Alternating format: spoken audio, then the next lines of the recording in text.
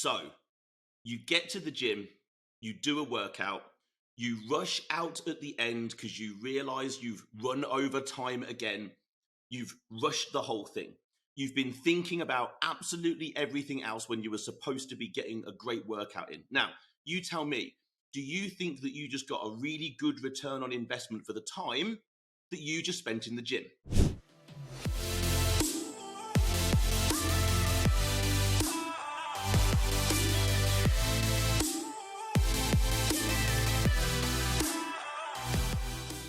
So, guys, welcome back to the show.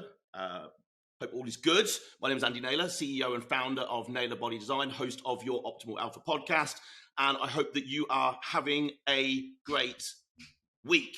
Now, we are continuing our CEO or Busy Business Leader, Busy Professional series, and today is number 6. Now, I recall that I probably told you that last week was number 6. Hey ho, there we go.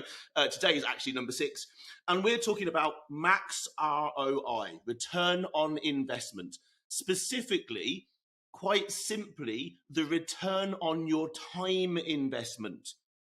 Time is the most important commodity we have. Okay? It's not money. You can spend money, you go earn it again.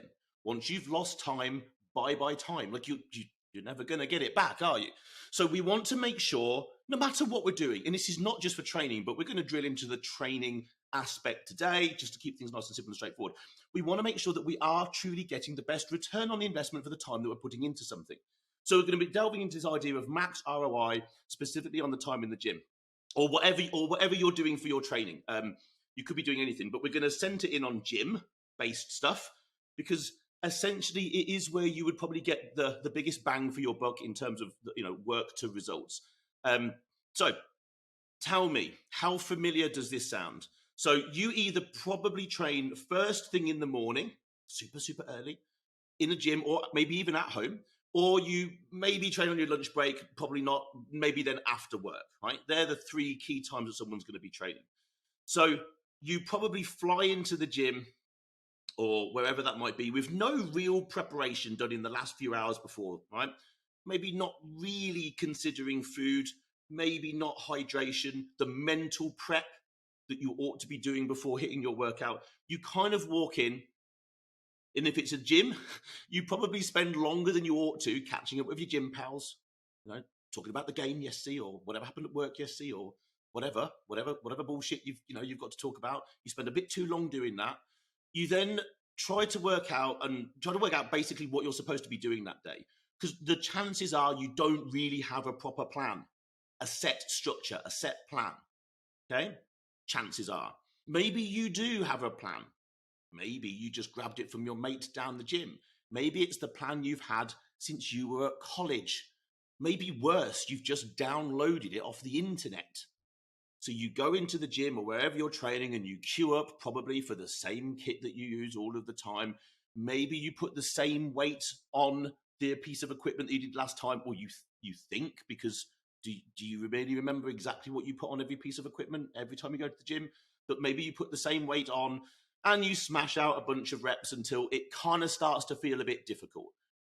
Okay? You then repeat this over and over again across all the random pieces of equipment that you're going to use for the next 60 to 90 minutes. Okay? All right. Suddenly, you notice the time and you realize you've ran over probably again.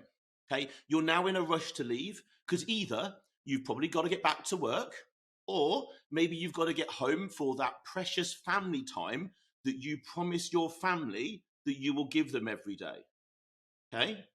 But hey ho, you've at least got to the gym, right? You've at least got to the gym, and you've been able to just, I've ticked off I've done my gym.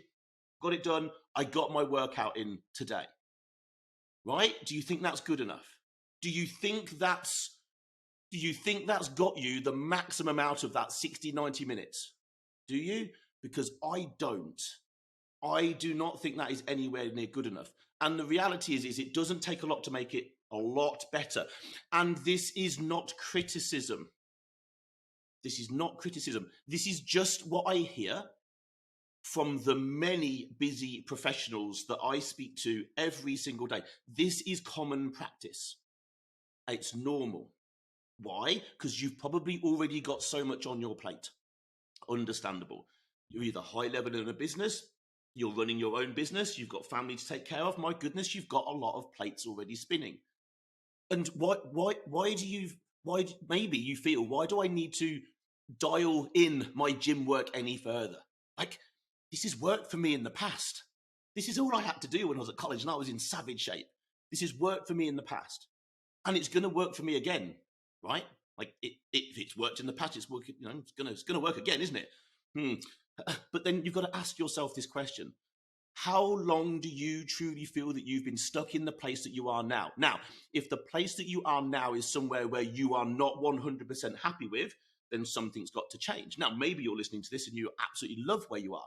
Oh, cool, good, seriously, happy for you, very happy for you. But again, that is not the majority of people that I speak to. And I just don't believe that that's the majority of the people around the world. I think most people would like to be better than where they are, right? That's fair. We should also want to be, because we should be moving towards a goal. So ask yourself, how long have you had the belly? How long have you had that belly? How long has it been there? How long has it creeped up and you're like, I just got a little bit of a belly going on, and it's been there longer than you would have liked? How long have you had the aches and pains that maybe you're now walking around with? How long has just moving been a bit more difficult?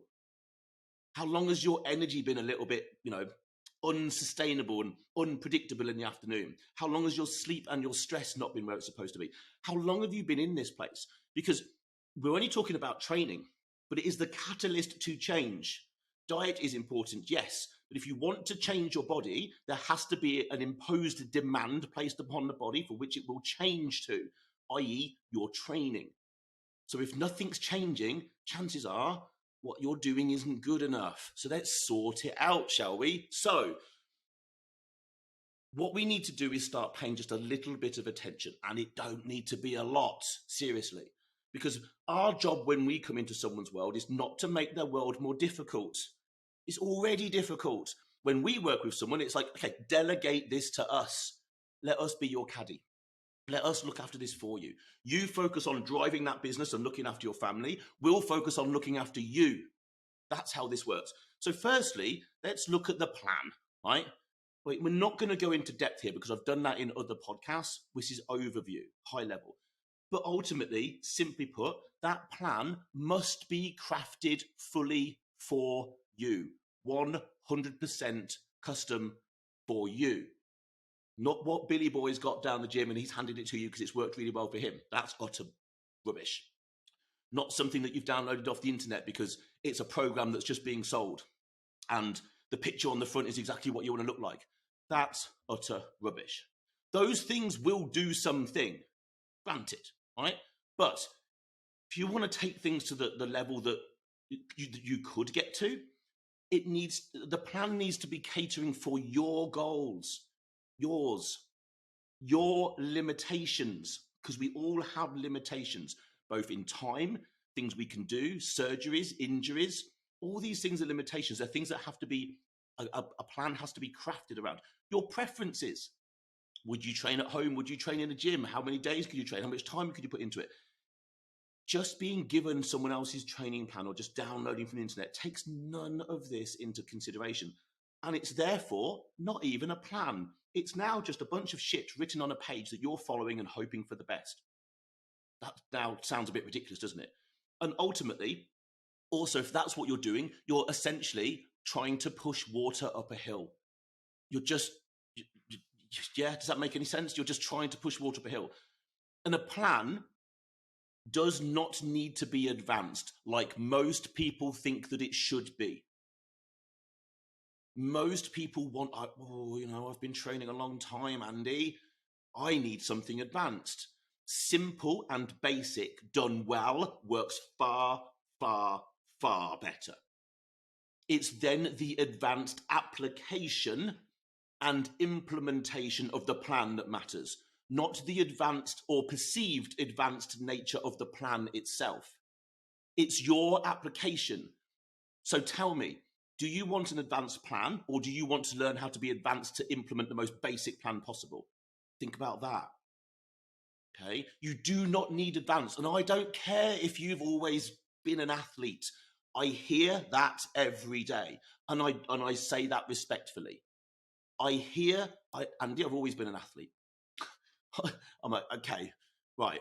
Look, you've got to, for some of you listening to this, yes, of course, that is going to be the case. And maybe you've continued to keep up that athleticism all the way through your life. But again, I have the experience and the ability to look into many people's circumstances, and that's not what's going on. You're most likely there's a chance that you were athletic at college, but you're not anymore. That was years ago. And we do tend to mentally get stuck somewhere back in our life, somewhere in our formative years.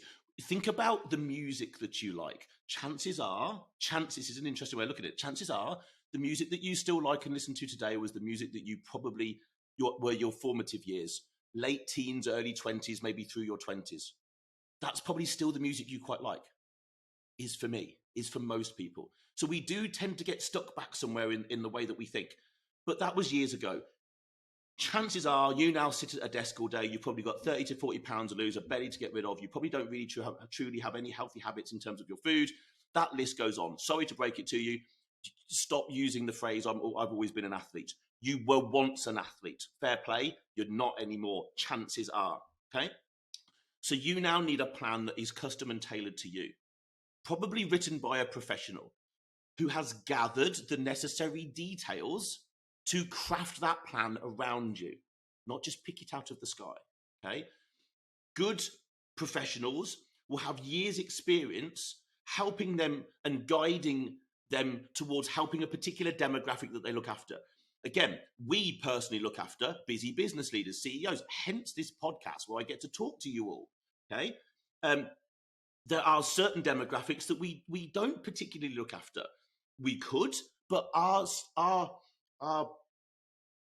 of area of expertise is now looking after a particular type of person in a particular scenario. So when we craft a plan, it already takes into consideration a lot of the things that we already know those people are going to be struggling with. Therefore, it's crafted to an individual. So think about the plan that you're now using. Is it even a plan? Is it really? Now, if it is good, great, sweet. If it isn't, that's the first place to start. You need something that is built and tailored for you, probably by a professional that takes your goals, your limitations, your preferences, your lifestyle, everything into consideration. Otherwise, you are pushing water up a hill. Now, what happens before the plan? So we've got the pre-session. What do you do leading up to the point before you walk in the gym? Now, this will be different depending on when you train, but let's put at least a little bit of attention into maybe how you fed yourself leading into the session. Let's imagine you're training after work. There's a little bit of less time before work, obviously. Let's say it's after work. Feeding yourself with a zillion cups of coffee is not the answer, first of all. During the day, you need to have consumed some protein and at least some fats or carbohydrates, okay, through the day, and maintained a great level of hydration, which probably also means consuming some high quality sodium with your meals through the day to actually help your body hydrate. The carbohydrates will also help that. All of these things will have just begun to prime your body, like get it ready for physical performance. So when you do go and train later, the effectiveness of the training and your ability to train hard and intensely will go up if you fed and watered yourself. Now, of course, if you're training in the morning, consider what you do at the end of the day before. Do you go to bed fully hydrated? Have you fully digested your final meal? Did you sleep well? But ultimately, just in the food side of things, what did you do in the last few meals before you went to bed? And then, of course, when you get up in the morning, maybe you've got time to eat, maybe you haven't. If you've got time to eat, you want to consider something that's quick and easy. You certainly want to hydrate. It's the first thing you should do, even before a cup of coffee. Yes, I said it. The first thing you should drink should be water. So consider that. Maybe if you're eating during the day because you're training at lunch or in the evening, while eating one of those meals, maybe sit and do a little bit of prep work before the session. Maybe go back and look at your training logbook. Go look at the numbers that you logged from that session the week before, because you are logging your training, right? Yeah? Because if you're not logging or logbooking your training, then you don't know what you're doing in terms of, are you moving forward?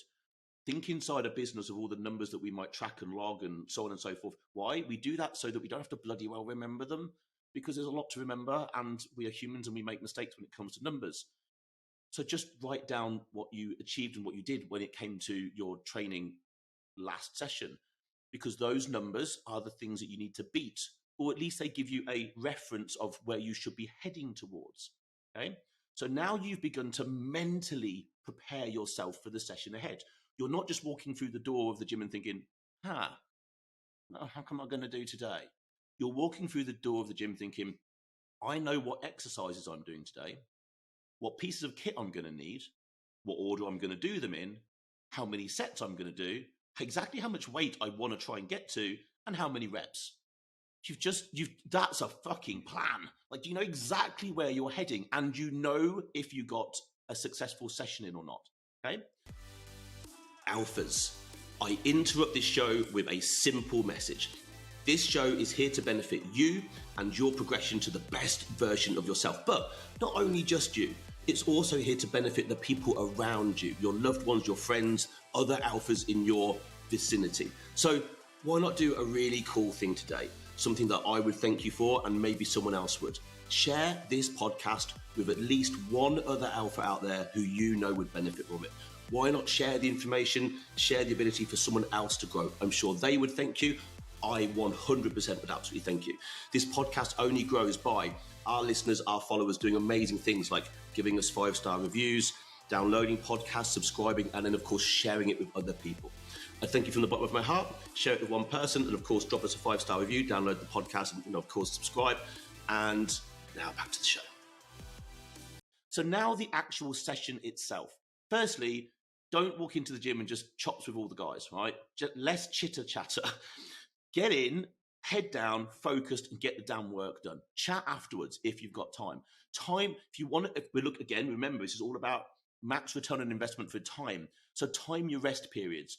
It is easy for all of us to rest longer than we should. 60 to 90 seconds between most things is going to be enough. Yes, like if you're particularly strong on things like a deadlift or a leg press or a hack squat or a squat or so forth, you might want to take longer. But the moment you are ready to go, you go again, theoretically. So time them. And also, try not to use your phone. Get off your damn phone. Or your bloody Apple. The worst thing I see is Apple Watches. Because the little things, as soon as you get a text, what do? They buzz, they beep, or they do something, and everyone looks at them. Like, get that shit off you. Get distractions off you. That's all they are at that point in the gym is a damn distraction. You should be focused on the only task at hand at that present time, which is training well. So get off your phone. Emails, texts, none of this stuff has any place in the gym. I know you're busy. I know you're important. I know you've probably got to get back to stuff. But you need to ring fence this time for yourself. Otherwise, you're just going in, maybe using 60% of the time to get the job done. So you're not getting any return on investment. You might as well not go. So if you're going to go and mean it. Now, given that the plan you've got is now correctly written for you, it now doesn't need to be very long. It needs to be short, hard, and intense. So 45 to 60 minutes is probably plenty. It's all you should need. Really, it's all you should need, okay? Supersetting actually can also help here. So the idea of doing they can be opposing movements, they can be supporting movements, literally back to back, suddenly removes one whole lot of rest time between the two. So you could do a leg extension followed by a hamstring curl immediately after each other. Now, if you did 3 sets of each of those, so there's 6 sets, you've just reduced 6 lots of 60 to 90 second rest time, haven't you? Because you've superset them back to back. Now, I'm not suggesting I don't tend to superset things. If I was really short on time, it would be something I would consider, yes. It's then what you superset and then having the plan work based on the idea that you're going to be supersetting things. But it can certainly help. Get your session done, get stretched, get yourself wound down, get out the gym. 40 to 60 minutes. Another key thing here would also be when you go to the gym, why don't you just pick, if you've got the option, pick a quieter time. Maybe lunch breaks is quite a quiet time. First thing in the morning and not last thing at night, but first thing in the morning after work are always busy times. If you have the ability to do like a random mid-morning, I can tell you, gyms are mostly quiet. Like anywhere between maybe 9:30 and sort of 11ish, great time to train. Really good. I've trained at that time I train a bit earlier now, but I've trained at that time for a long time. Super quiet. Go in, won't be many people around, get your session done, get out. More kit will be available because there's less people in there, less people to chat to. So consider, if you've got the option, just pick a quiet time, or even a quieter gym. Nothing wrong with that. Now let's dig into some specifics. Now the execution of the moves themselves. Just going into a gym and flinging weights around is monkey work. Okay, engage brain. We are not, if your goal is to improve your physique as well as health, longevity, wellness, and all the other good things that are going to come, along from this, you are not going into a gym to lift weights and use machines. That is not your goal. Granted, that's exactly what you're going to go and do, but that's not the goal. The goal is to challenge muscles. The goal is to challenge muscles. Okay, so every rep that you do should be as near to 100% perfect as possible. I have spoken about exercise execution in this podcast before. There might even be 2 episodes on it. Please go back and listen to them where we talk much more in depth about the specifics of execution and things you might want to consider. I'm not going to cover them in this podcast, in this episode. Go back and listen to them in previous ones, and I'll be there for you. But your goal should be that every rep should be near as 100% as perfect. This is really where you're going to get max return on your time. If you think about it, everything else is great, but if you come in and train like a monkey, it's all pointless. Everything else was pointless. If you come into the gym having done everything else and then your execution is damn on point, now you've just put the icing on the cake. Now you're really pulling out the maximum that you can from every session. And it's as simple as that. Now, that's not a lot of difficult stuff that I've just explained to you. Like, all of that is pretty easy. None of that is really time demanding or really thought demanding. But you put all those things in place, and I can tell you for certain it will skyrocket your results based on the amount of time that you put in. You will be able to put ultimately less time into your training, and for sure can tell you that you're probably going to get much, much better results.